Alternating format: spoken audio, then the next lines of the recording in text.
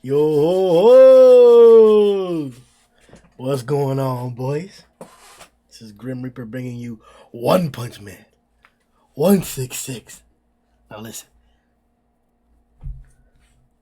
we're at a point right now where every next chapter is a great upscaling in what's occurring. I had no inkling. A little bit, we talked about it, people predicted it, but we didn't really know what was going to happen exactly. Of a fight between Garou, Blast, and Saitama. Individually, together, duoed, all three. Here it is. We're gonna get into that deep, no homo, because this is. I don't want to run into the same problem that we got into last time with the Flashy Flash Platinum and Garou fight, where the spectacle of the situation took over the individual's capabilities themselves. Like we got to see more of Flashy's name techniques, but if that entire three-way fight was about just clapping Flashy, then it was disappointing. Flash did amazing, and it was very hype for him. But I wanted to see more of the actual hand-to-hand attacks and blocks, just like we saw in the Bomb versus Garou fight. In that instance, especially in between Platinum and Garou. And I thought we were going to get that chance once Flashy was out of the picture as well, when it was just them two, because they sped up and the fight intensified. But Platinum actually didn't last that much more after the fact. So I don't want to repeat that again. I don't want to have that same instance of where other things are taking precedent over over this fight. Like there's we don't have to stay on the focus of like Garou's getting stronger. How much stronger is Garou's gonna get? You know, is he gonna fight this guy next? Is he gonna fight that guy next? Like I felt like when Garou got to the surface, a lot of his actions or a lot of the things happening were just to check boxes off of like, oh, we have to do this or we have to do that. Especially, for example, in the Fuhrer fight. Yeah, I get that Garou, by defeating Bang, grew to a level that was much stronger than those of the monsters that were there. But at the same time, these monsters had merit. And to have their merits, like, just thrown aside because Garou's here now, I didn't necessarily appreciate it. I loved whenever we got to see the first interaction between the Monster Association and Garou in regards to Rover. That was fine. Or one of the first ones, obviously because Royal Ripper and Bug God encountered him first. But I loved that. I loved that interaction. He was finally seeing what the Monster Association was about, their true power. And then he got to meet Orochi and Psychos as well and the rest of them before that too. But that's when it was like officially. So this is why I'm pointing out that Garou is like his own storyline. And the Monster Association was his own storyline as well. And they happened to intertwine multiple times, which made the narrative exceptional. Exceptional. Done incredibly. Intertwined back and forth. But sometimes, and I agree, it should take precedent. The Garou storyline should take precedent. But it sometimes overshadowed the other Monster Association storyline. I wanted to see more of Platinum. And I felt like we were rushing to see how much stronger Garou was going to get, so we just passed by Platinum. I don't want that to be the case here with Blast, and I don't want it to be the case here with Garou either in this state or in this form. I don't know if you've noticed, but the stark contrast between the name techniques of like demonic Garou and what he was doing before that, a little bit before that, compared to the variety of attacks and abilities that Cosmic Garou on his own just in this state has pulled out. Like, yes, this is the pinnacle state and the state in which he has the most mastery, but regardless of that,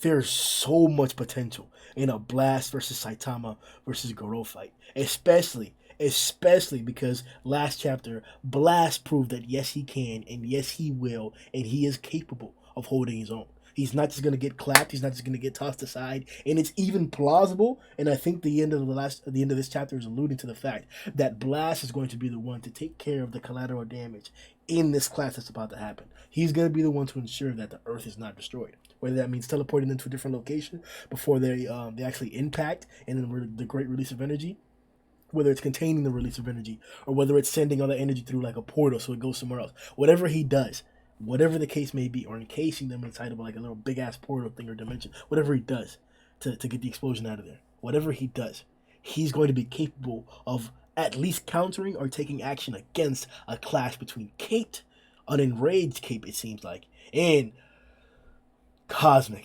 The descriptives, the adjectives for Garou right now are they're damn near equivalent to Saitama's. Honestly, I don't necessarily agree with that or believe in that wholeheartedly, and we'll talk about that later on because the community is harping on that strong. But no, I do not believe that Cosmic Garou is as strong as Saitama right now. I think he's even alluded to that. That aside, and that was just we haven't even started, bro. Let me get started, bro. Like the video, subscribe, let's get it popping. All right. So the heroes, when we first start off the chapter, we see everybody they're on the ground and bleeding through their nose. I didn't think this was going to be the case. Sometimes we get into a lot of detail. In the Sairochi fight, we got into detail.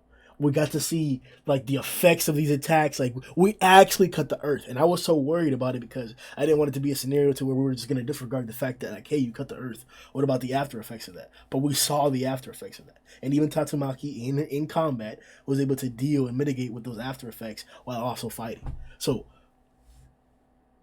I didn't think that we would get into this much or this level of detail again, especially for Garou, because his storyline is more focused on his character development, which I love. But to literally see the real effects of letting off a gamma ray burst, for example, of just like, of having that type of high, what is it? I think it's high energy, or high power, not high powered energy, I think it's high energy radiation. That's the proper way to describe it. Like, yeah, really high energy radiation. That's what it would do to you. You'd probably die even quicker. If we got hit with a gamma ray burst, we'd be done, bro. We'd be done, bro. Some of the gamma ray bursts that the sun's magnetic field protects against. I think that's how it works.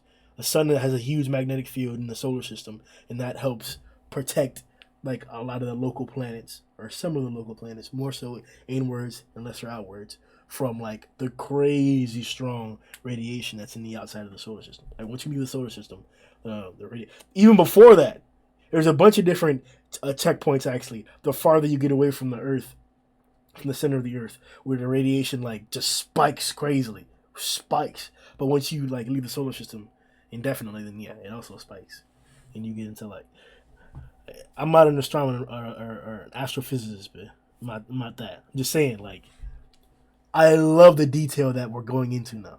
I'm not expecting you to get into that much more detail, but we've seen it more times than just the example that I just mentioned before. Child Emperor is another instance in which we saw a lot more detail in his Brave Giant robot. And even if you were following along throughout the entirety of those releases, I think from like 98 to like 101, 102, you actually got to see the dialogue in the previously removed versions, and how detailed it was, describing with Child Emperor describing the functions of Brave Giant and the different mechanics and functions that he was trying to mismatch and rearrange while mid fight with Phoenix Man. So like he'd be like I think it was a giant fist strike. He threw a big ass fist. Phoenix Man caught it and was starting to melt through. And you heard his sensors telling him that hey, we're having problems with our cooling system. Our cooling system is overheating. We're having a big problem because of that. Then he was like, all right, bet. He's like burning through the shit. Let me turn on the overboost. Just put all our energy back there, and it'll punch right through him. Did that shit. Like intuitive shit. We're getting into detail shit that actually makes sense. Like, oh hey, Child Emperor, this guy is using extreme heat on the outside of your machine. What do you think that he's gonna do? Like he's gonna melt that shit. And then the detailed response was like, okay, we're anticipating something like that. We have cooling systems, but oh shit, our cooling systems are being overheated because it's so much hotter than what we're able to cool down. Good shit. Good shit. That's what I'm pointing out. Good shit. Um, I wanted to ask though, because I have a viewpoint that's a little different than what others may think, or people may be alluding to it too. But is this a cop out? Like, don't get me wrong. We've seen Garou rip people's limbs off and twist their body parts upwards and backwards and upside down and beat people down. We've seen him do people dirty for sure. But isn't this kind of cheap, like a cheap way to kill? Because we're talking about killing you. We're talking about Garou taking the next step and starting to actually kill people. Yes, they should die. Yes, yes, they should have indefinite after effects because of this interaction here. But we're talking about the entirety of the S class. Are we going to remove this entire stack of characters? I don't think so. So I think that we're going to have. I think we're going to have all the people here recover. If that's the case, that's cheap. That's why I'm saying instead of actually doing something definitive, like in the first few I think it was like chapter 32, where Eon encounters, or 33 or 34, something like that. Eon encounters Melzigard, and he dodges Melzigard, but Melzigard takes his arm off. Eon has been one armed for the entirety of the story. And we have people who make prosthetic limbs and stuff like that. It hasn't even been addressed. The author has gone out of his way to maintain Eon without an arm. Actively, we see that. Genos gets all different arms and different. Bro, yes, Genos gets different arms like every other day. Like, for sure, Eon could get the assistance if he wanted to. So, like, why aren't we killing them? Like, I get it. You technically are doing it, but it's a cheap way of doing it.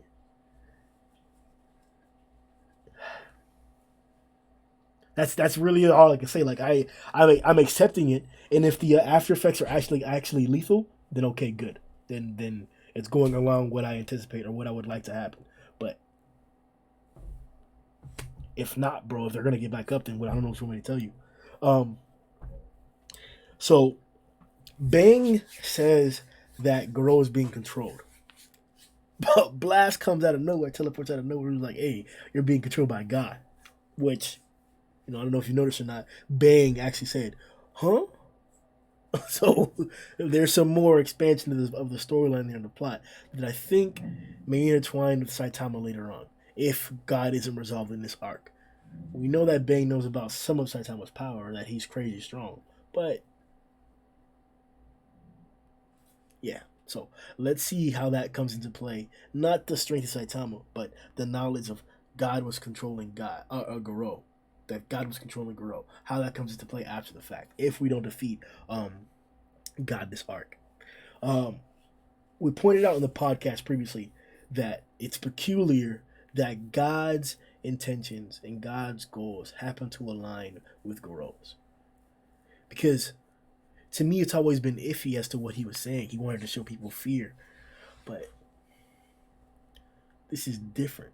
It was malicious.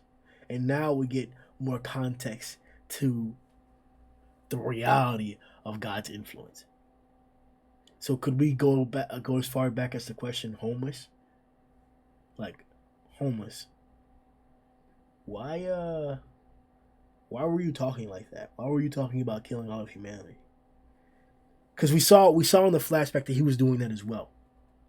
To an extent, he was like, he didn't go that far, but he definitely acknowledged that, like, nothing matters, basically. So when God gives you power, is he also giving you subtle influence? If you're once you reach a certain level, a certain threshold of power, is it that he actually, like, does it subtly instead of, like, being so prominent and out loud? Because even Garou was still, his dialogue is still talking about, like, killing everybody. That's what he's talking about. I guess what I'm getting at is like,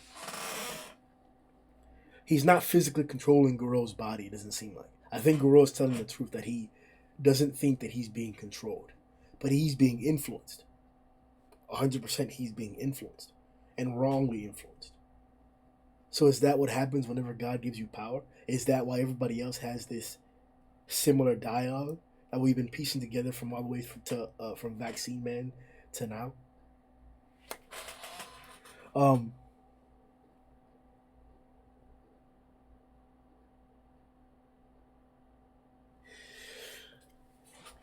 It was nice to see Blast. This goes into what the whole God giving power thing too. But it was nice to see Blast acknowledge like that. Hey, Garou's telling me that this is his own free will. That it's cool, it's all right. This is me. But then he contrasts. He believes it, but then he contrasts the potential of what a fully blessed or an accepted of God's proposal Garou would look like. Now, that made me think of not only his appearance changing, maybe he'd look more monstrous like Sairochi, but that also had to do a lot with the fact that Orochi was part of that fusion as well. And he didn't really look humanoid much at all. So maybe that's something different. But then you take the case of Homeless, right? Where Homeless wasn't deformed, he was a humanoid. So what is Black? And he took the blessing completely. So like, is Blast saying that like how strong would Garou be if he took the full blessing, or like would Garou look differently? Would he look better if he didn't take the blessing? Let me see. Let me read verbatim exactly what the quote was that he said. Um, Blast says to himself, "It seems that he still retains at least some humanity. That he managed to stave off the full impartation of power. Despite that, it's such a fiendish mutation. What would it have? What would it have been like if he'd allowed himself to be fully imparted?" Yeah, so it's definitely alluding to like more so than just appearance, but like just in general, how fiendish, how devilish, how evil, how demonic, how like just destructive Garou would be if he took the full blessing. That's something to think about. That's something.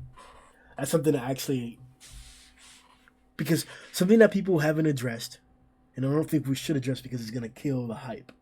But I've seen somebody in the comment section. I think it's the King of Monsters talking about handout Garou. I don't mean nothing to me. I don't mean nothing to me, bitch. Don't mean nothing to me. So, even though he took half of it, even if he took all of it, I honestly like. Yes, I'm much more proud of him if he doesn't take the help, but it's not as if I can't relate to him taking help. Like, who hasn't taken help? You've taken help. Everybody's taken help. Whether you accept it or realize it or not, you've taken help. I don't know, bruh. I don't know what you want me to tell you with that. Um,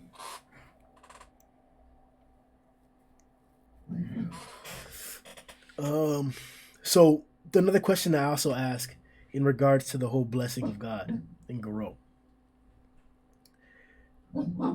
Do we think that the blessing that God gave Garou is bigger? Is the power that excuse me, is the power that God gave Garou larger, or is it a bigger amount than the power that he gave Sarochi? Or does it have a lot more to do? Because it can be all three of the options. It could be just the power. It could be they have a strong base, but that's it. That's why they're that much stronger. Or it could be a combination of, hey, I think you can beat this guy. I think you can actually do what I want. So I'm going to give you more power than anybody else. And your base is already so high that the power that I gave you is going to make you cosmic, earth shattering. Wow. In contrast to Sairochi, she has a good base, but maybe the boost wasn't as big. Maybe that's the case, right? It still amounted in being an earth cutter. But that's the question. Is God varying the boost, the amount of power that he's giving people? Because look at Homeless. Homeless was a regular human, and then he got a power up, and then he was made to High Dragon. He's a problem for most people. Vomited Fury Ugly couldn't take on Homeless. So it's a question to ask. Is Has God looked most favorably upon Garou? Or is Garou just so strong? Was he just so strong that just slapping his hand was enough to make him this powerful? Because that's another handicap or advantage on the side of Garou. That he's only taken a portion of the ability and gotten this strong.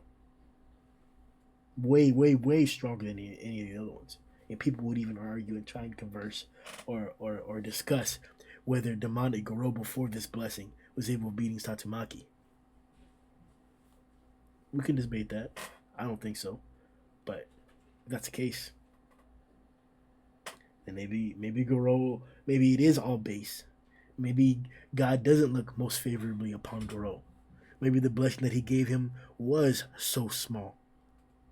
It doesn't look like it.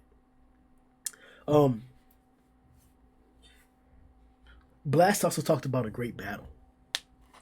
Now, it's confusing to me. I don't know if he's saying that, like, if he doesn't go with him, that, like, that means he's gonna have to fight God.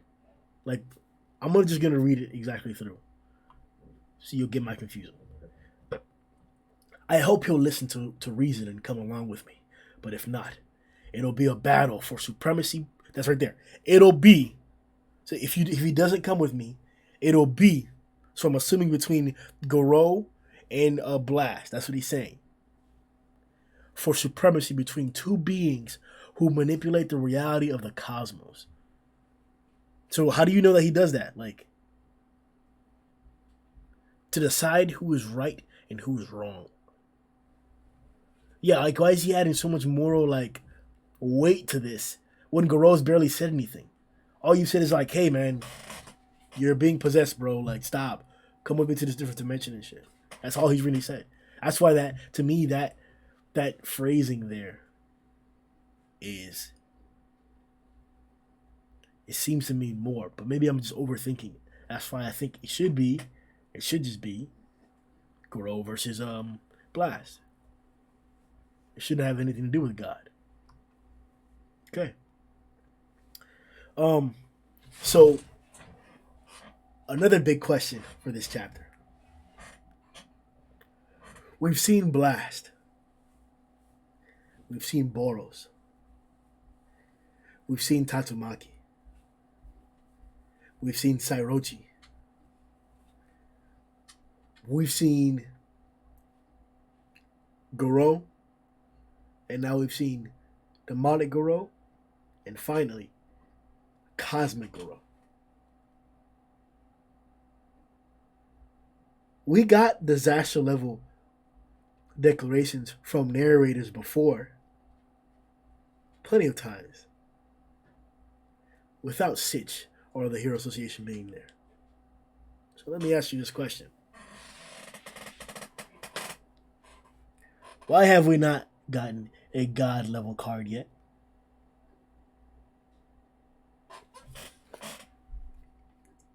It shouldn't even be something that's like, I'm just wondering why it hasn't been brought up so much more prominently yet. Like, this should be a bigger discussion on Reddit even of what I'm thinking, what I believe. The man laughs. Hold on, let me pull up the panel exactly where he says it. He laughs and it says, "I am that miserable future, disaster level God." Garou's even declaring it himself, trying to get the narrator to give him that crown, to give him that title. When are we gonna get it? When are we gonna get this? What do you need for that? Don't get me wrong. We have instances already of monsters not getting a chance to reach a higher disaster level or display a stronger destruction or cause more havoc because they were resolved so quickly. And that has something to do with it as well. That should be taken into account. But it's not as if they didn't have the capabilities to do much more and weren't doing much more before some overwhelming force came and stopped them. Beefcake, for example. So, is it fair? Is it fair to just give a Cosmic Garou the God level title because they just haven't named him yet? When we have instances of the narrator himself giving us disaster level panels? No. I think we wait, and I think we continue to hold the narrative and the strong argumentative point that until we see it, ain't no God, bitch. Ain't no God. And the only reason why this character here that gave Garou power has the moniker of God is because Blast came out of nowhere and now has officially said it. now. That's why. I think Sairochi said something like that, said his name, or said it too. And Homeless, I guess, was officially the first time where he was dubbed. Homeless saying, "You want to know about God?" That was officially when we can call him God, where he was given the name God. But before that, I don't remember. And he's not a God level threat. We're talking about the guy who gave Garou power. We saw him on the moon. Like, we still don't have his disaster level up panel yet. We're not gonna pretend that he's a god. We haven't seen it, bro. We haven't seen it yet. um. So.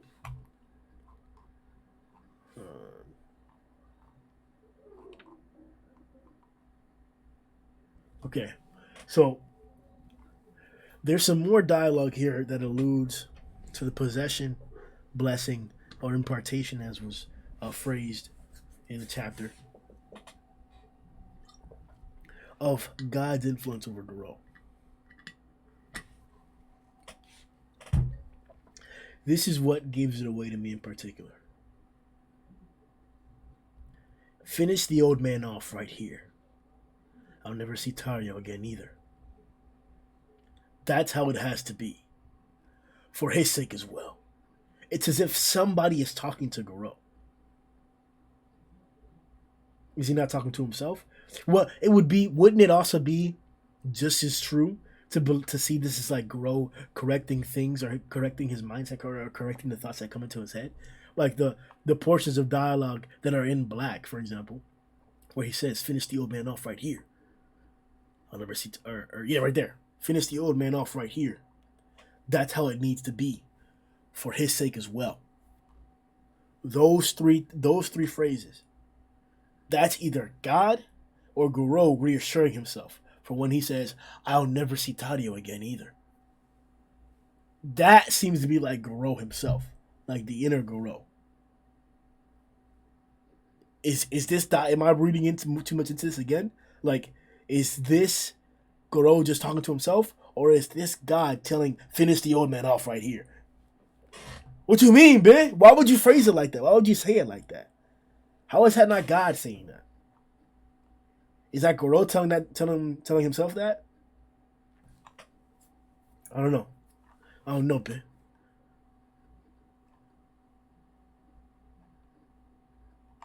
Like, even the two phrases above it somewhat allude to the same thing. Absolute evil doesn't need anyone to understand it. Others will be miserable just by being around it. Finish the old man off right here. I'll never see Tario again either. No. Yeah, no. See, it's hard, bro. That when you phrase it like that, it makes it seem like all of it's Garou, and that he is just reassuring himself that yeah, we finna kill all these people.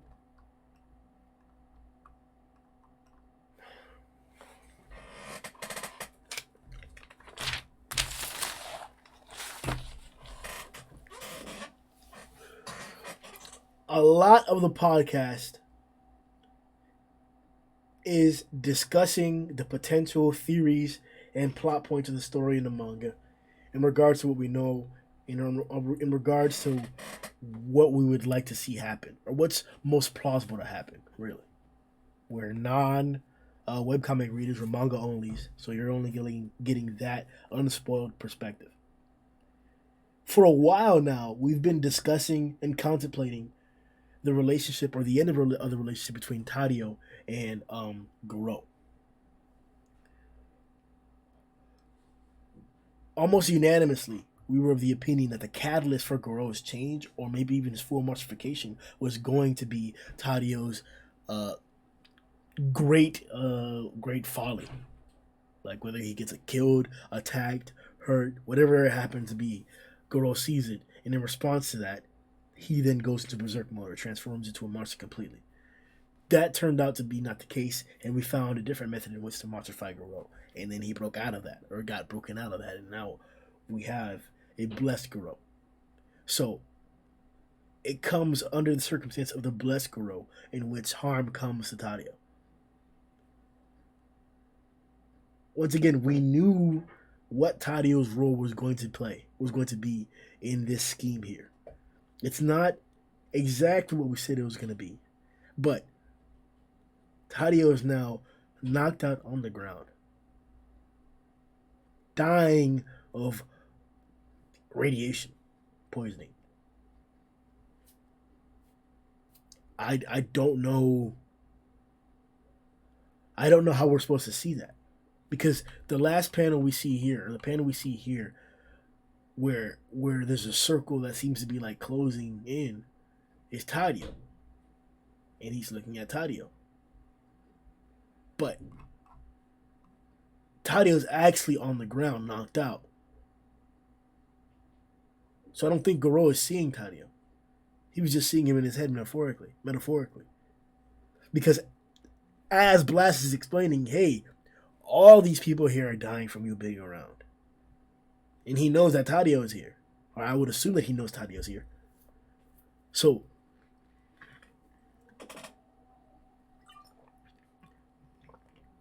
it brings into question how impactful this close up of Tadio here is to the reality of the situation, like to the reality of the plot, to like, are we potentially gonna have a downplay of Tadio's role this entire time? Like, this is the kid that we saw on the bench, like, because we see a close up. I don't think that's gonna happen, because we see a close up of Tadio on the ground knocked out and he's full screen. I think we're going to get that big moment, or maybe even that big multi panel session, to where Tadio is once again an individual who's trying to ground Garou. The problem is that we're in Catalyst territory. So, is there not going to be any kind of redemption for Garou and Tadio then? Like, it's not what we predicted. It somewhat falls along that line, but he wasn't the cause of his monstrification. He wasn't that at all. He fought through right in front of Tadio, and now he's the one that's hurting Tadio.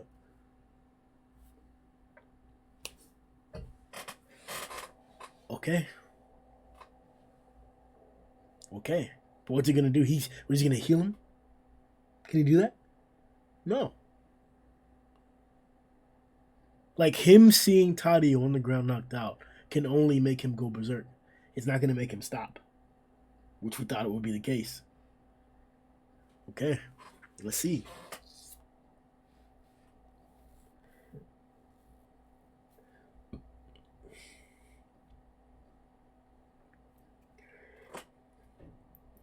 One of my favorite character in the series is Genos. When Genos fights, it's one of the better moments in the series, usually. Spectacularly drawn, very action packed, dynamic angles, dynamic stances. He's exceptional. I love Genos. Genos has stereotypical characteristics as well of a main hero. We already know the trope that he's supposed to play. So now, here in this instance, we have,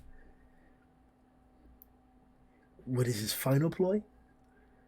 Throughout this arc, he's been talking about and contemplating about his role and what he's going to do and how he's going to be impactful in this fight. And then we get to see how tenacious and how powerful he was when it came down to it. And we got to see how much growth he had gone through and was pushing through, with defending Tatsumaki, stepping up to help Tatsumaki in front of Fubuki, or for Fubuki. Like, he was definitely stepping up. So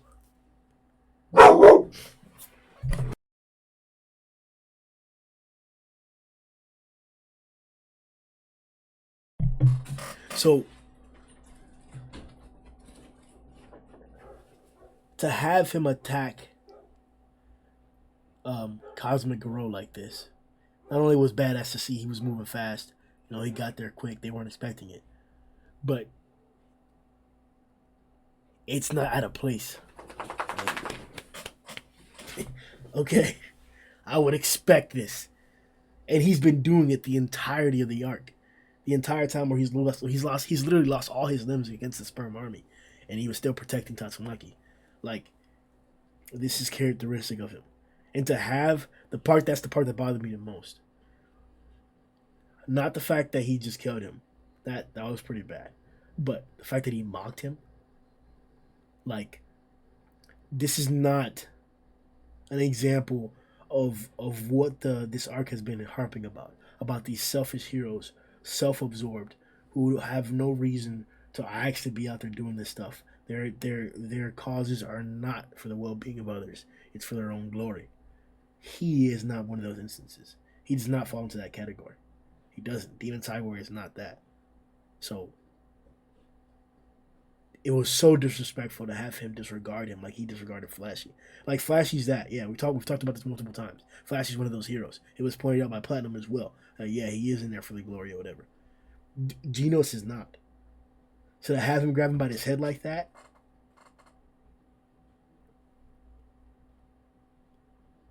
especially because this is one of the better fights that we saw in during Garou's gauntlet of all the S-Class heroes. Fighting Genos is one of the better fights that we saw. And this is the next time that we see them. Like,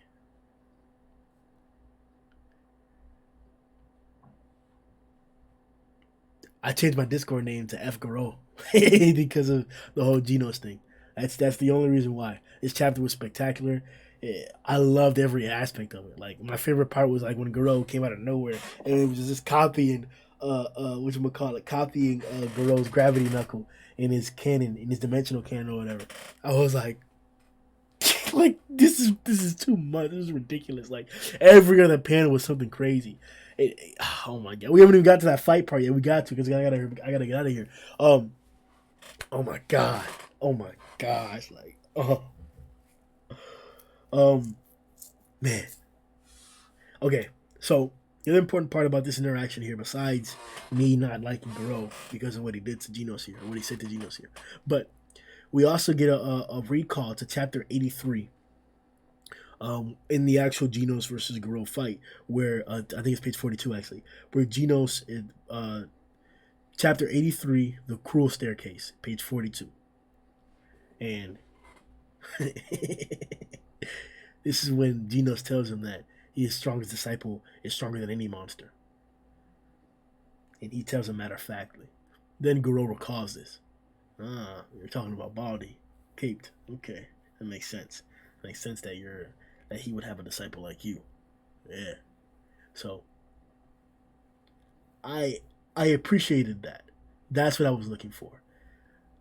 More so than a lot of things. That's one of the things that's really satisfactory about One Punch Man, the way it's been set up. When people acknowledge the relationship between, or when people acknowledge the characters of Saitama and somebody else, or just Saitama in general, and the fact that now, adversely to what we've been joking about the entirety of the storyline for such a long time, Garou is the first one to acknowledge it. Everybody was just like, "Hey, man, you're a cyborg. What are you gonna learn from this guy here? He's a martial fighter. Like, he's telling you to work out and do shit like that to get stronger." Like, but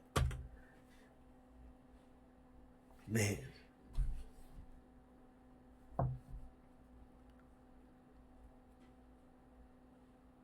that acknowledgement from Garou to Genos that, hey, that's your sensei, or you're his disciple, huh? Yeah, that figures. Yeah, that's definitely a compliment. And Genos has been putting in work. This has definitely been a graduation moment here, and I'm excited to see how we go about the dynamic of Genos as a character differently in the story from now on.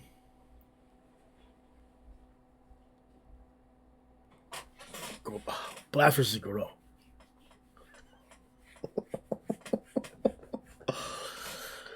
This was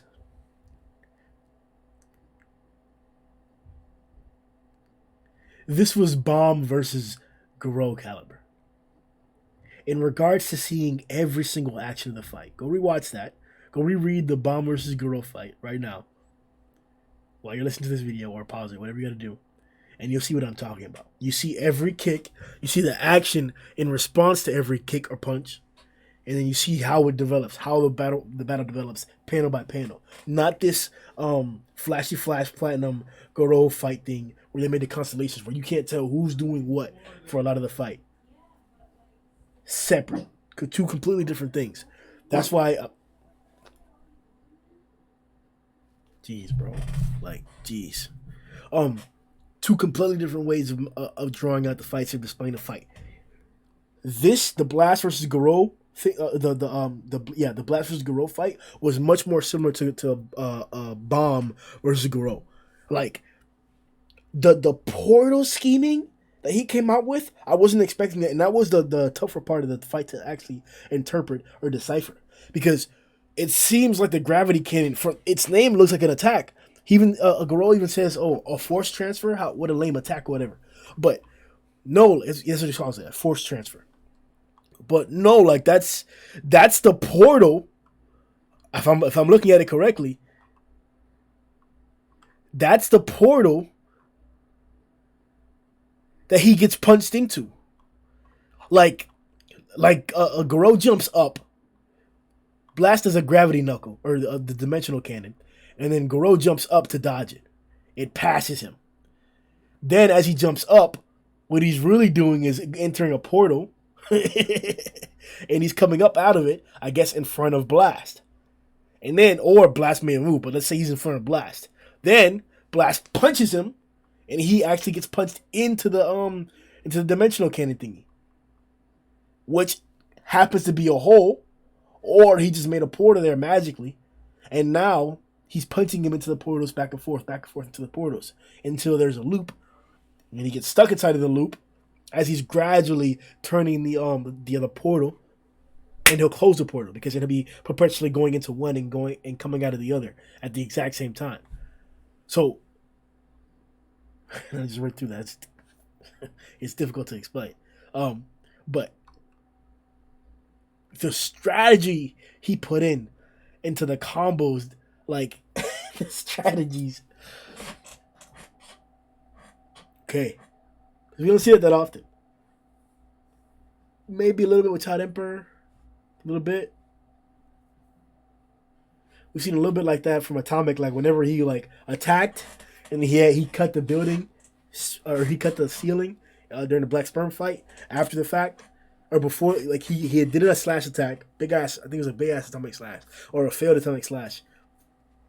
Cut the ceiling, cut everything, and the ceiling was still intact. And then when he was about to get jumped, he opportunistically hit the ground and the ceiling fell on him. Like, nice trap, good scheming. This is on a whole different level. Todd Emperor, with all his tools and his weapons, specially designed, manufactured to deal with a certain particular problem. Like G5 is a robot. He had that whistle thing, that electrical cage that he put around him to try and turn off or overload his power source. Didn't work, but still, good scheme. A gadget built exactly for that type of problem. This is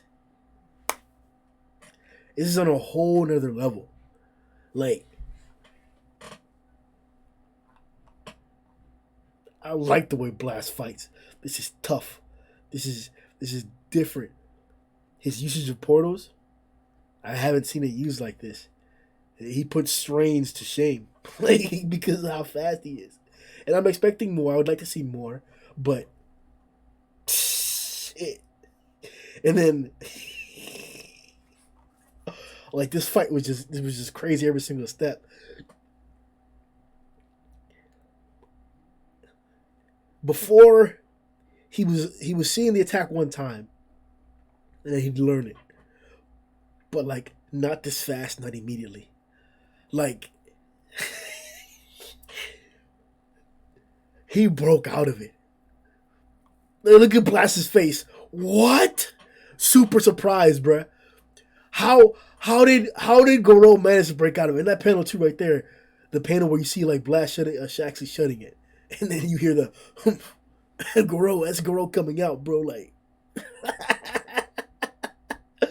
bro. To me, though, the best part of this fight was whenever Like I told you before, I love the fact right there when Garou pulled out the nuclear fist and their gravity knuckles. That was badass.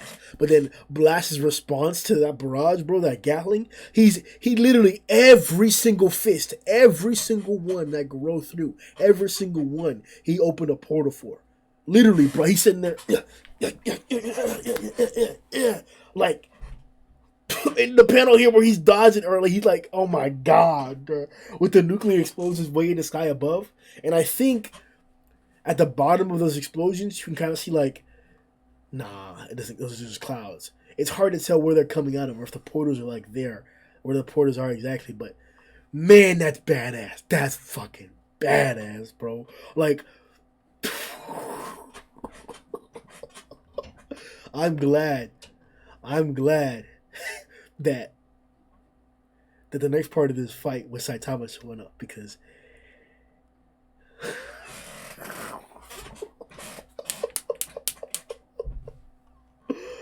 Oh shit.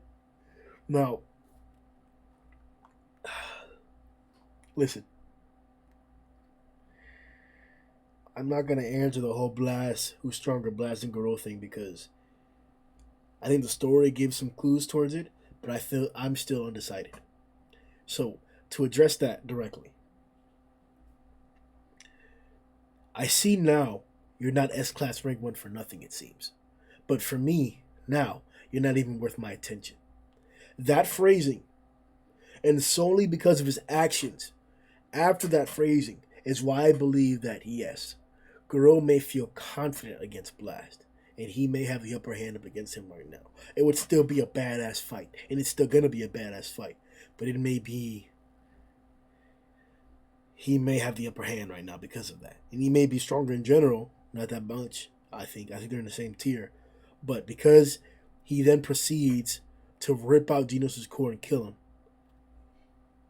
waiting in anticipation of Saitama whenever he gets back to show him that, to get him to use his full power, to then copy that and attack him, that's the scary part.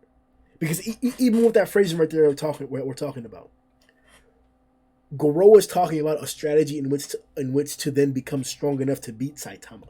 That's what he's talking about. Hey, he still wasn't trying his full power. Let me do something to get him that mad. I'll copy that ability and then I'll beat him. He's admitting that hey, he's not strong enough to beat him. The same case could be the thing. It could be the same case for Blast as well. That hey, I could fight you, and I beat you, but I'm confident that I can. He's confident he can beat Saitama through this strategy. He's confident he can beat Blast. We'll see. For now, like I said, that's my opinion. That I think that this dialogue has more meaning to it than what some would like to give credit for, and that Garou's always confident he can beat individuals that he just definitively cannot, or that are actually stronger than him. So we should also take away from that as well. We said before, it was super sad to see like Genos dying. He's one of my favorite characters. He's my favorite character.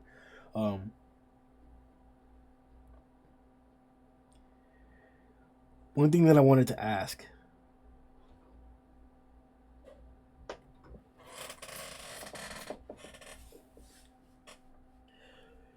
When will Garou lose his redeemability?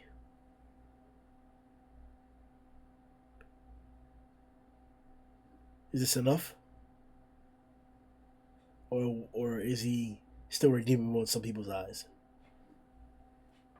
The hero hunt, some lost redeemability in the storyline, at least, or in the story. Maybe not real humans, but I'm saying characters in the story. Maybe in the perspective of the Hero Association, maybe the Garou was no longer redeemable to them. But to Bang, he always has been. I would even say that right now, Bang sees Garou as redeemable. So when does it end? Is this not enough? Is Bang going to still try and redeem the man who killed his friend's disciple?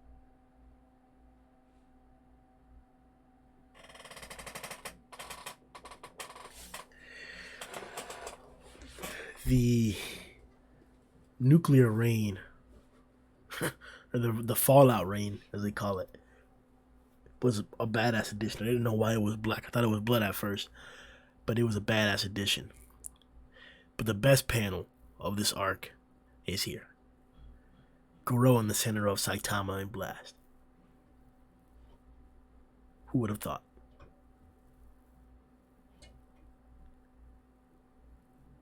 Who would have thought?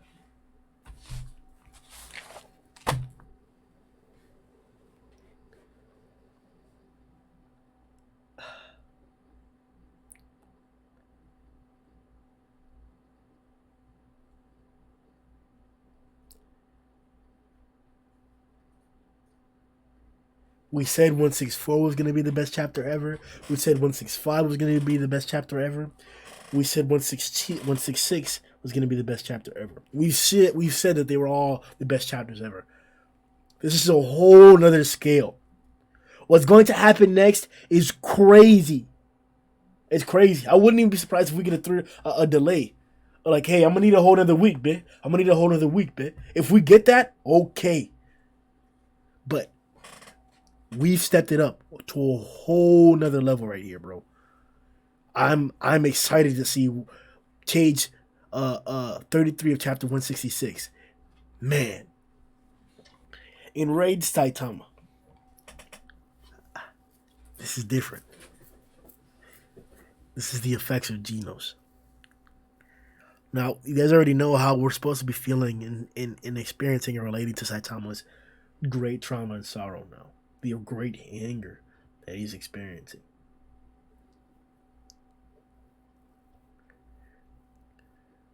But the point that we have to take from this is his development. It's very important whenever we develop Saitama. The last time we discerned the difference between being the strongest hero and the best hero through King's wisdom. And now, Saitama's questioning whether he has the intuition of a hero. So often he's late, so often he's not there when he needs to be. And it's finally getting to him when somebody he cares about is in this state. So,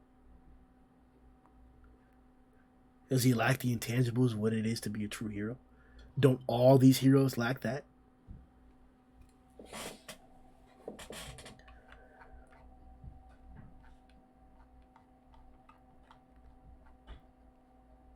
A serious punch versus a serious punch. An earth-shattering attack.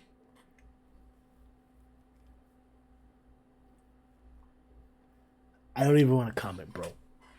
Like, you already heard what they said. We have to get this off planet. If they clash, the planet's done. Let's do it. Like the video. People are getting unruly, so we got to end this. The podcast will be out. Check out the One Punch Man podcast where we discuss, compare, and contrast our ideas of what happened in a chapter with a bunch of other and different content creators with different perspectives and viewpoints, and that we can all coalesce and discuss the entirety of One Punch Man. Yo ho!